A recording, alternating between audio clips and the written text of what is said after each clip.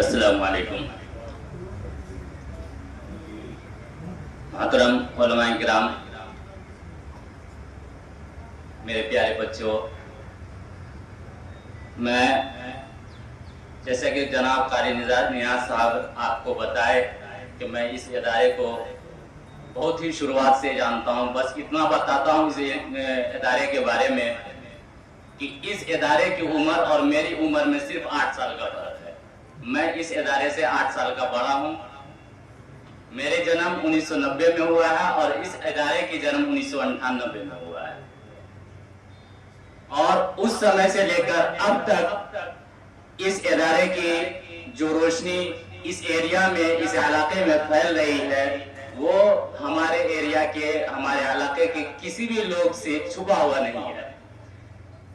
اس ادارے کی سب سے مشہور اور سب سے اہم کڑی جو ہے وہ ہے نورانی قاعدے کی تعلیم، جو شروعاتی دور میں اس ایریا کے لیے، اس علاقے کے لیے بہت ہی اہم مانا گیا. کیونکہ شروعاتی دور میں ہم نے دیکھا ہے کہ ہم جب پڑھائی کے آغاز کرتے تھے اور جب ہم اپنے بچوں کو مدارس یا اسکول میں یا مکتب میں بھیجتے تھے تو ہماری پڑھائی ہوتی تھی الف بے پے تے ٹے.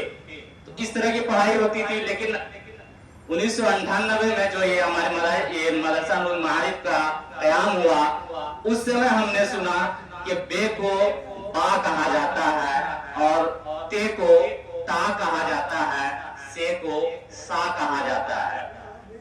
اس سے پہلے کی جو ہم دیکھے ہیں تو الف با تا. اسی طرح قرآن کی جو تعلیم ہوتی تھی، قرآن کے تلفظ میں اور اس کے تجوید کے ساتھ جو قرات جو ہونی چاہیے تھی، اس طرح کی قرات نہیں ہو پاتی تھی. اور جب ہماری تلفظ صحیح ہو گئی تو ہم قرآن کا قرات بھی اچھے ڈھنگ سے کرنے لگ گئے. الحمدللہ کو ہم الحمدللہ رب العالمین اس طرح پڑھتے تھے.